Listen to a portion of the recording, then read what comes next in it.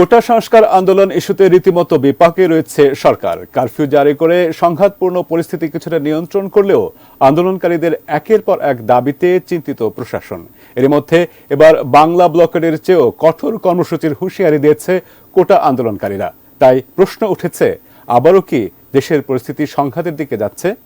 আরো জানাচ্ছেন সহকর্মী শাহাদাত রিফাত। কোটা সংস্কার আন্দোলনকে কেন্দ্র করে দেশব্যাপী যে ব্যাপক সংঘর্ষ, সহিংসতা ও হতাহতের ঘটনা ঘটেছে, তার পেছনে কারা ইন্ধন দিয়েছে তা নিয়ে কাজ করছে আইন শৃঙ্খলা রক্ষাকারী বাহিনীর একাধিক ফোর্স। সেই ধারাবাহিকতায় গ্রেফতার করা হয়েছে অসংখ্য সন্দেহভাজন ও নাশকতাকারী ও মাস্টারমাইন্ডকে। এমন পরিস্থিতিতে এবার বাংলা ব্লকেডের চেয়েও কঠোর কর্মসূচির হুঁশিয়ারি দিলেন কোটা আন্দোলনকারীরা।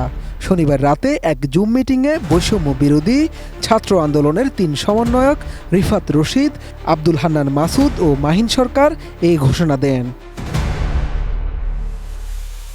মূলত অতি দ্রুত শিক্ষার্থীদের সমন্বয়ে একটা স্বাধীন কমিশন করে কোটা সংস্কার বিষয়ে এর সুপারিশ অনুযায়ী সংসদে আইন প্রণয়ন করা, গ্রেফতার হওয়া ছাত্রদের মুক্তি দেয়া সহ সব মামলা প্রত্যাহার করা এবং হত্যাকাণ্ডের সঙ্গে জড়িত পুলিশ ও মন্ত্রীদের বরখাস্ত করা, এই ৩ দাবি সামনে রেখে ২৪ ঘন্টার আলটিমেটাম দিয়েছে বৈষম্য বিরোধী ছাত্র আন্দোলন। এছাড়া কোটা আন্দোলনকারীদের পক্ষ থেকে নতুন করে হুঁশিয়ারি দিয়ে ঘোষিত কর্মসূচিতে বলা হয়, আন্দোলনের অংশ হিসেবে রোববার সারা দেশের দেয়ালগুলোতে গ্রাফিতি ও দেয়ালে লিখন কর্মসূচি পালন করবে তারা। ডিজাইন, এলিগেন্স, বিউটি, সেরা পণ্য সবার জন্য জেভিকো। বৈষম্য বিরোধী ছাত্র আন্দোলনের নেতৃবৃন্দ বলেন, আগামীকালের মধ্যে পুলিশের হাতে তাদের সমন্বয়ক সহ আটককৃত সকল শিক্ষার্থীর মুক্তি, মিথ্যা মামলা প্রত্যাহার ও শিক্ষার্থী গণহত্যার সাথে জড়িতদের বিরুদ্ধে দৃশ্যমান ব্যবস্থা নিতে হবে। তা না হলে পরশুদিন থেকে বৈষম্য বিরোধী ছাত্র আন্দোলন কঠিন কর্মসূচি নিতে বাধ্য হবে বলেও জানানো হয়।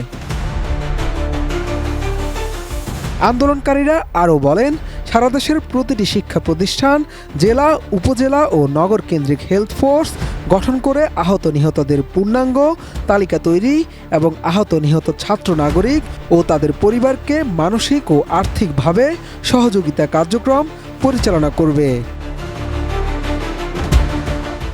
সেই সাথে তারা দাবি জানান, লিগ্যাল ফোর্স গঠন করে সারা দেশে অসংখ্য মিথ্যা ও উদ্দেশ্য প্রণোদিত মামলার ডকুমেন্টেশন এবং যাদের আইনি সাহায্যের প্রয়োজন তাদেরকে সেই সাহায্যের ব্যবস্থা করতে হবে।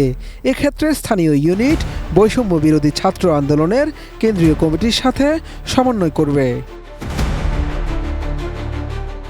এর আগে অস্থিতিশীল পরিস্থিতি ঠেকাতে ও নিরাপত্তাজনিত কারণে বৈষম্য বিরোধী ছাত্র আন্দোলনের 5 সমন্বয়ককে জিজ্ঞাসাবাদের জন্য হেফাজতে নিয়েছে ডিবি পুলিশ।